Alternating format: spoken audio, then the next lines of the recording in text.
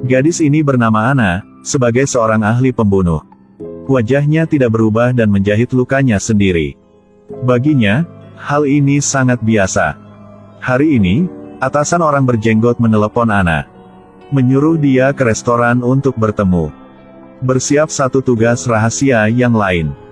Setelah mematikan telepon, dengan cepat Ana sudah sampai restoran untuk tunggu orang berjenggot. Di luar ada hujan deras, di dalam warung hanya beberapa pelanggan. Adegan yang akrab ini membuat Ana mengingat tentang malam hari pada 15 tahun yang lalu. Pada saat itu Ana masih seorang gadis duduk di samping jendela untuk tunggu ibunya. Setelah terlambat 3 jam, ibu Ana namanya Hoati muncul. Sebagai seorang pembunuh, waktu Hoati ada di samping anaknya tidak banyak. Seperti hari ini, sulit untuk ada sempat makan tapi dia masih terlambat. Dalam hati Ana juga marah. Hasilnya, sebuah gelas milkshake belum habis. Hoati menerima sebuah telepon yang rahasia lalu meninggalkan. Pada saat ini beberapa perman tiba-tiba bergegas. Mengeluarkan pisau, mulai bertanya Ana ibunya di mana. Dia di mana? Tapi Ana tidak berkata apapun. Penjahat itu marah sehingga langsung memotong di wajah Ana. Saat bahaya, sebuah pistol tiba-tiba mengarahkan kepada kepala dia. Saat Ana membuka mata lagi, penjahat-penjahat itu sudah diselesaikan. Hoati tanpa menutupi kepalanya di bawah hujan naik mobil. Ana melihat ibunya siap meninggalkan lagi. Maka menangis sambil melari ke tempat ibunya. Pada saat ini orang berjenggot mencegah Ana. Hoati melihat anaknya kali terakhir lalu menahan air mata dan mengemudi mobil. Kali ini Hoati belum pernah kembali. Ana juga menjadi seorang pembunuh seperti dia. Dalam matanya penuh dendam dan pengabaian. Sebentar lagi orang berjenggot juga sampai. Dia berkata kepada Ana. Akuntan perusahaan Dai Trang sudah mencuri sebuah jumlah uang sangat besar. Sekarang perlu Ana mencari uang itu sendiri. Sebelum pergi dia juga menasehati dengan khusus kepada Ana. Nah, lemparlah pistol itu saja. Tapi itu sudah di sampingku bertahun-tahun. Carilah sebuah penyedia lalu beli perlengkapan yang lebih bersih. Menurut pengarahan orang berjenggot, Ana pergi ke perpustakaan khususnya pembunuh. Menyambut dia adalah 3 pengelola di sini. Bu Hak, Bu Bah dan Bu Duong. Mereka dan ibu Ana, Hoati adalah teman. Melihat Ana membeli pistol di warungnya. Segera mengeluarkan barang-barang yang paling bagus. Dengan cepat orang berjenggot sudah mengirim alamat Hotel Dai Trang sedang bersembunyi. Ana memegang pistol baru dan pergi ke kamar Dai Trang. Baru masuk sudah melihat uang itu di dalam ransel. Permainan HP di tempat tidur tiba-tiba berbunyi. Dai Trang mendengar bunyi dan keluar dari kamar kecil. Tolong, saya memang harus menerima telepon ini. Meski Ana memperingati Dai Trang tidak bergerak. Dia juga bergegas ke sana. Dalam proses tarik tambang Ana sudah menembak ke perut Dai Trang. Dia sakit dan duduk di tanah, akhirnya juga bisa menerima telepon. Adalah kelompok penculik menelepon. Ternyata Tie Bao itulah anak Dai Trang sudah diculik. Lawan memberikan harga sangat tinggi. Memaksa Dai Trang selama 1 jam harus memberikan uang itu ke tempat bowling. Tapi sekarang Dai Trang sudah terluka, dirinya tidak bisa merawat. Sehingga tidak bisa memberikan uang untuk menyelamatkan anaknya. Jadi dia hanya meminta bantuan dari Ana.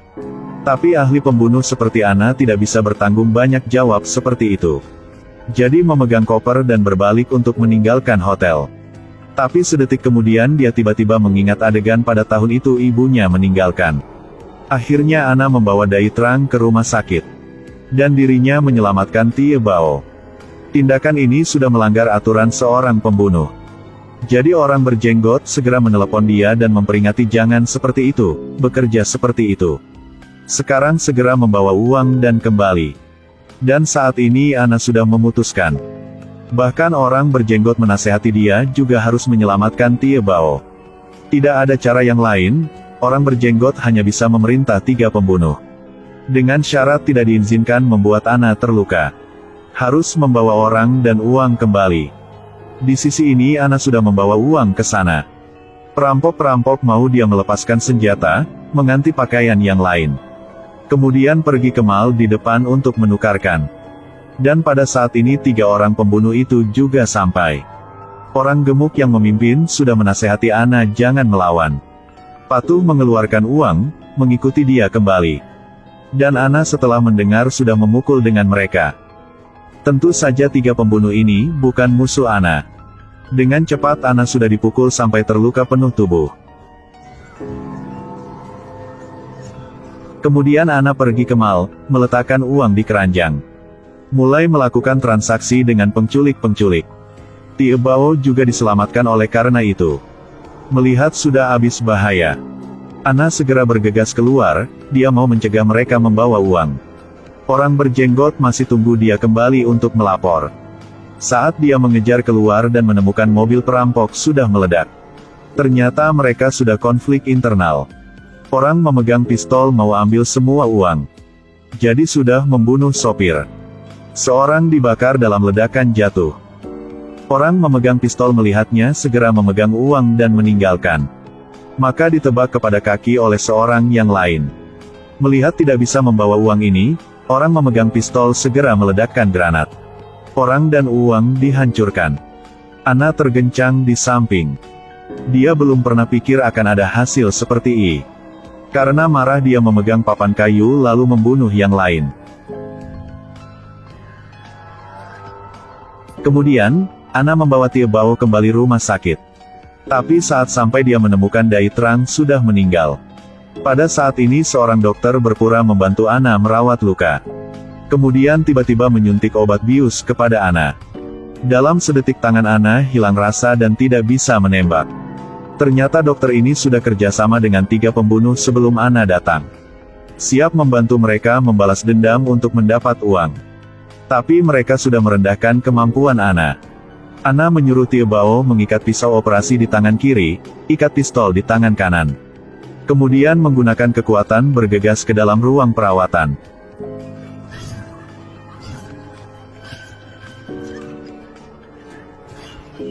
Saat berbahaya, Ana dipeluk oleh seorang gemuk.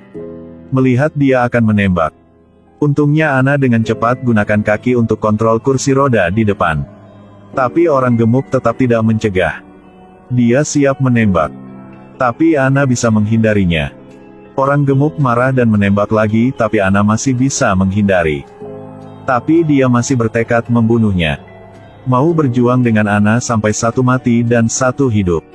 Akhirnya Ana melompat ke meja lalu gunakan kekuatan untuk menendang patung.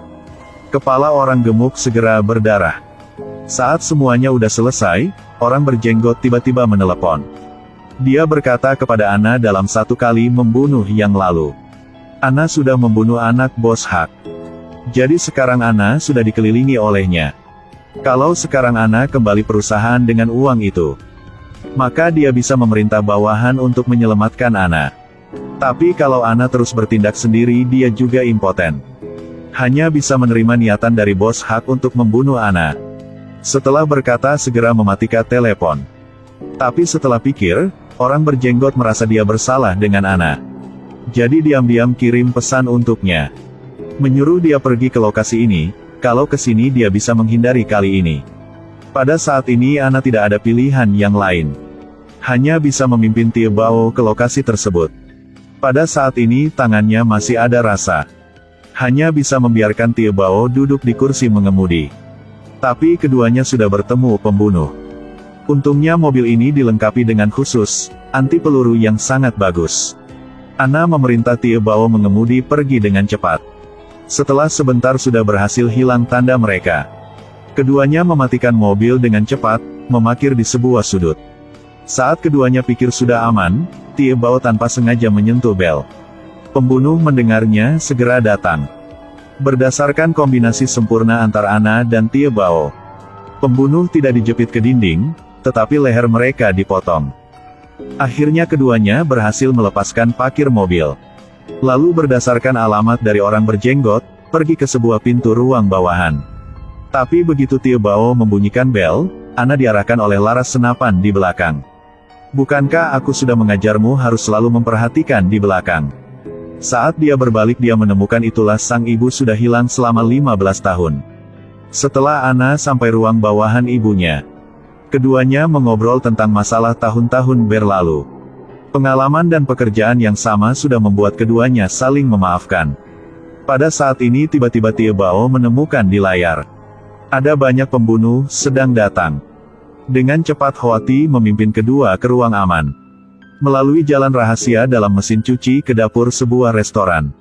Sementara menghindari kejaran dari pembunuh.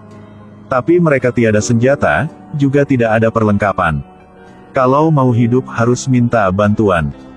Jadi berdasarkan kenasehatan dari Ana, mereka pergi ke perpustakaan pembunuh.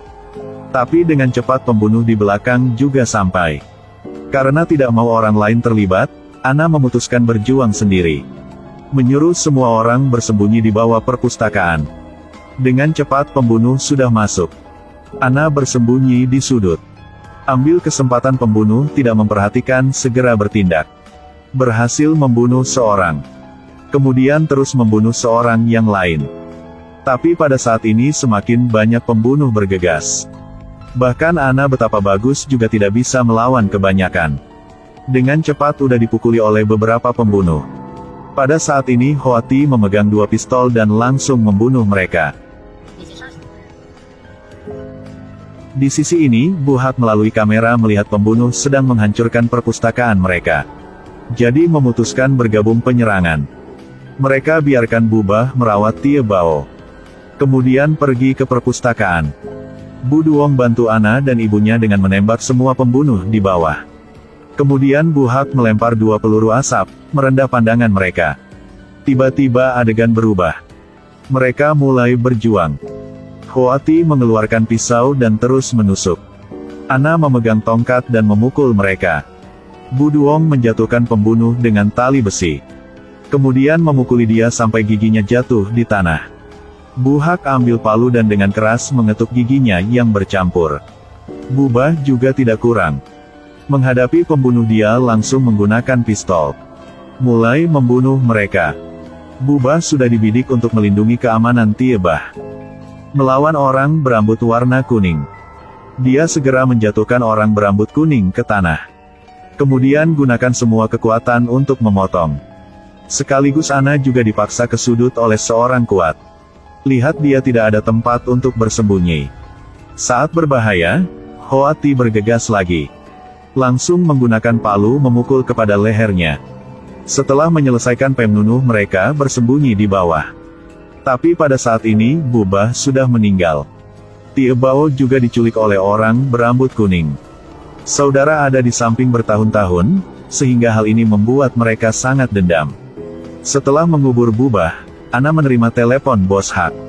Dia berjanji Ana bertemu di restoran itu dan yakin bahwa hanya perlu dia patuh maka akan melepaskan Tie Bao dengan aman. Hoati tahu kali ini sangat bahaya. Tapi dia masih juga tidak ada cara yang lebih bagus. Jadi hanya bisa biarkan Ana pergi ke sana sendiri dulu.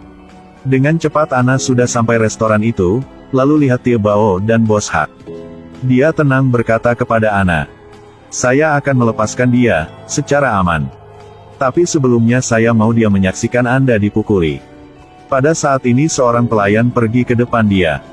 Kemudian mengeluarkan pistol dan mengarahkan kepalanya. Buhak dan Bu Duong juga mengeluarkan pistol. Hoati menyuruh Ana peluk Tie Bao dan meninggalkan tempat ini dibiarkan mereka. Momen restoran ditutup, keduanya mulai berjuang.